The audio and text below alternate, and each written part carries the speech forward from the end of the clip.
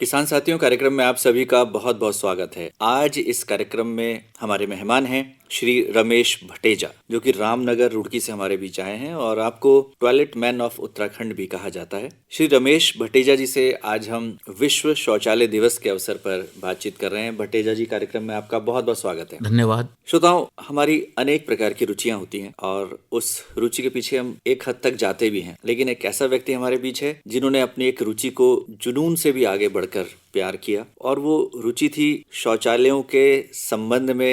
विभिन्न पत्र पत्रिकाओं में जो भी समाचार प्रकाशित होते थे तो उसकी कटिंग आप संभाल के रखते थे। जब स्वच्छता अभियान आरंभ हुआ देश में तो लोगों को इस जुनून के बारे में जानकारी मिली। सरकार ने भी इस रुचि को, इस जुनून को लोगों तक पहुंचाने का कार्य किया और रमेश भटेजा जी को आज हर व्यक्ति जानता है। हम जानना चाहेंगे कि शौचालयों के समाचारों के प्रति ये रुझान कैसे पैदा हुआ भटेजा जी आपको? जैसा युवावस्था में रहता है कि कुछ अलग करना का एक रहता है, तो इसी दौरान मुझे पद्मश्री बिंदेश्वरी पाठक, सुलभ शौचालयों के संस्थापक, उनकी मैंने एक जगह कहानी पढ़ी कि एक बार उनको नेचुरल कॉल हुई तो उन्हें लगभग 2 किलोमीटर पैदल चलना पड़ा, जिसके कारण उन्होंने संकल्प लिया कि मैं पूरे देश में टॉयलेट बनाऊंगा। तो उन्हीं से प्रेरणा लेते हुए मैंने सोचा कि चलो मैं टॉयलेट तो नहीं, पर टॉयलेट से संबंधित सूचनाओं को मैं एकत्रित करने का प्रयास करूंगा, और उसी दौरान मैंने फिर यह संग्रह करना शुरू कर दिया। ये संग्रह लगभग 20-25 वर्षों से आप कर रहे हैं, तो कितने कटिंग्स आपके पास होंगी? ये लगभग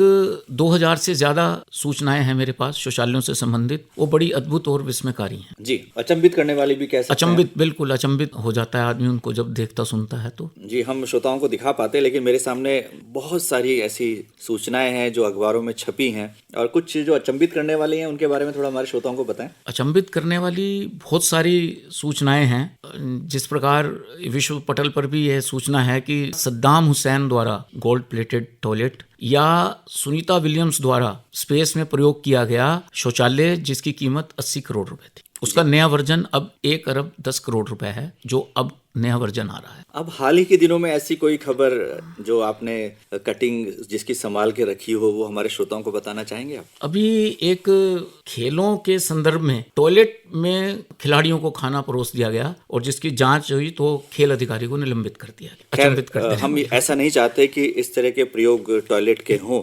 टॉयलेट जिसके लिए बने गए हैं, बनाए गए हैं, जिसके लिए बनाए गए हैं, जिस उद्देश्य के लिए, उसी के लिए प्रयोग किया जाए। हम आरंभ से ही देखते हैं कि स्वच्छता के प्रति हमारी संस्कृति में रुझान रहा है कि स्वच्छता को आगे बढ़ाया जाए और स्वच्छता हमारे जीवन का एक महत्वपूर्ण अंग होना चाहिए।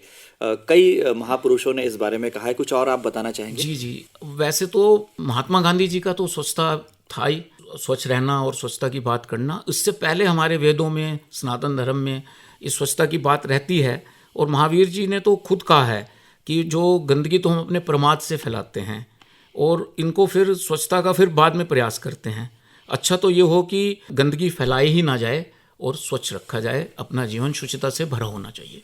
जी, भटेजा जी, खुले में शौच को समाप्त करने की दिशा में भारत तेजी से प्रगति कर रहा है, और जिसे कहते हैं कि ODF, जी, खुले में शौच की जो प्रवृत्ति है इसको कैसे रोका जा सकता है, इसके लिए प्रधानमंत्री जी ने विशेष प्रयास किए। उनके अगुवाई में स्वच्छ भारत अभियान चलाया गया और इसमें काफी अच्छी सफलता हमें मिली है। तो क्या बताना चाहेंगे इस अभियान के विषय में? देखिए, जब ये सन 14 में स्वच्छता अभियान शुरू हुआ और पूरे देश के जब आंकड़े इकट्ठे करे गए, तो लगभग सन 15 में जो डाटा आया कि उसमें लगभग 56.5 करोड़ लोग खुले में शौच करते थे, लेकिन आज 45 करोड़ लोग ODF हो गए हैं और मात्र 11.5 करोड़ लोग जो हैं खुले में शौच का प्रयोग करते हैं। इसी दौरान पूरे देश भर में लगभग 10 करोड़ टॉयलेट सन 14 से 19 के बीच में बनाए गए, और जो अब वो स्वच्छता अभियान 19 में तो समाप्त हो गया, लेकिन आज की डेट में उसका नाम ODF प्लस करके उसके साथ सॉलिड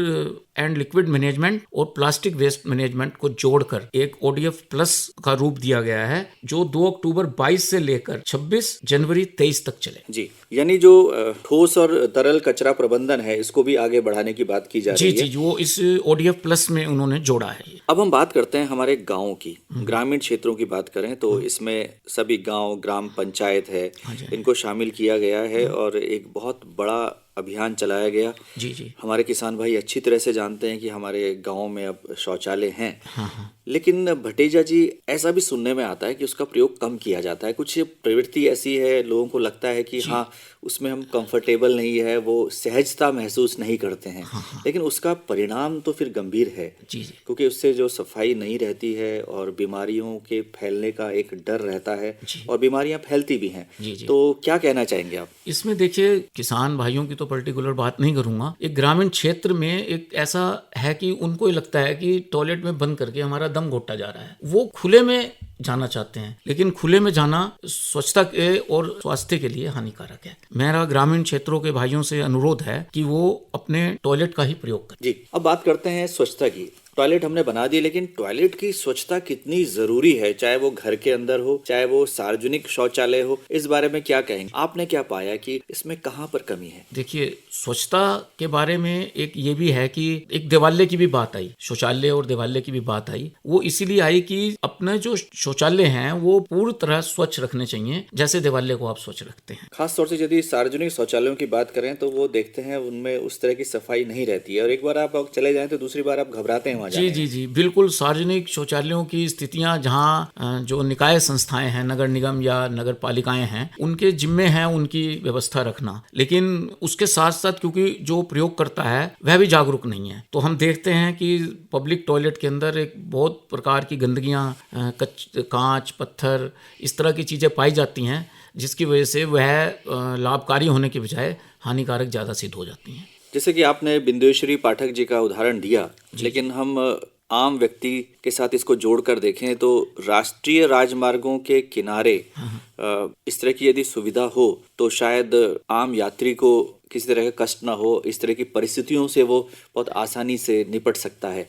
लेकिन हम देख रहे हैं कि शौचालय तो लगातार बन ही रहे हैं। राष्ट्रीय राजमार्गों किनारे शौचालयों की क्या स्थिति है, ये थोड़ा हमारे श्रोताओं को बताएं। देखिए, अभी राष्ट्रीय राजमार्गों पर लगभग 1.5 लाख शौचालय स्वीकृत हुए हैं, जो एक प्रत्येक किलोमीटर पर होंगे, और उसका रख रखाव जो है राष्ट्रीय राजमार्ग मंत्रालय करेगा, ताकि जो यात्रा कर रहे हैं या ट्रक ड्राइवर्स हैं या और ट्रैफिक के लोग हैं, उनको वह सुविधा। तो ये एक बड़ा अभियान है, यदि इसको बहुत अच्छे से इसको अंजाम दिया जाता है तो बहुत ही बेहतर होगा। जी जी, ये बहुत ही एक अच्छा निर्णय लिया है राजमार्ग मंत्रालय ने। और इसके साथ ग्रामीण भाइयों को मैं ये भी बता दूं कि स्वच्छ भारत ग्रामीण है, उसके अंतर्गत बहुत सारे स्वच्छता पखवाड़े चलाए जा रहे हैं।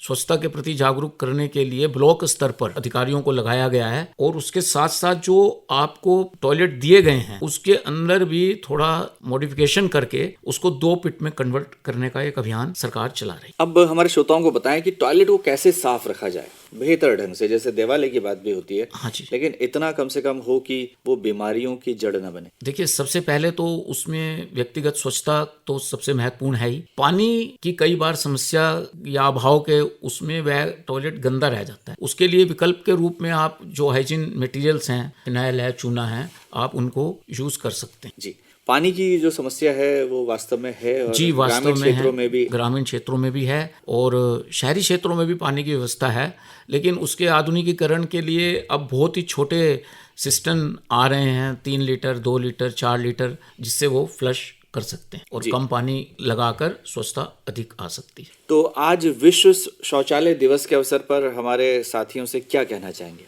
देखिए, विश्व शौचालय दिवस के अवसर पर मैं ये कहना चाहूँगा कि स्वच्छता एक दरअसल वरदान है, उसको आप बनाए रखें, कहीं भी आप गंदगी ना बिखेरें, और सरकारी कार्यक्रमों को अगर छोड़ दिया जाए तो व्यक्तिगत रूप पर एक अभियान के रूप में आप इनसे जुड़ें और अपने आसपास कहीं भी गंदगी अगर देखते हैं तो उसका निस्तारण करें। बहुत सारी एजेंसियां, नगर पालिकाएं, स्वास्थ्य विभाग और शहरी विकास और ग्रामीण विकास, ये इतने मंत्रालय इस कार्य को करने के साथ साथ नमामि गंगा भी स्वच्छता के लिए काम कर रही है। आप उन तक अपनी बात बताएं और स्वच्छता के बारे में पूर्ण रूप से भारत को एक स्वच्छ रूप में देखें। बिल्कुल सही कहा आपने भटेजा जी कि खुले में शौच से मुक्त भारत बनाने में हम योगदान करें, कोशिश करें। कभी भी अगर ऐसा अवसर आए तो आप जो निकट शौचालय है उसका प्रयोग करें। खुले में डेफिकेशन ये खतरनाक हो सकता है। खुले में शौच ना जाएं। और इसके साथ साथ एक ये भी है कि अभी गूगल मैप पर लगभग 65 से 70 हजार शौचालयों की जो लोकेशन है अपलोड की गई है।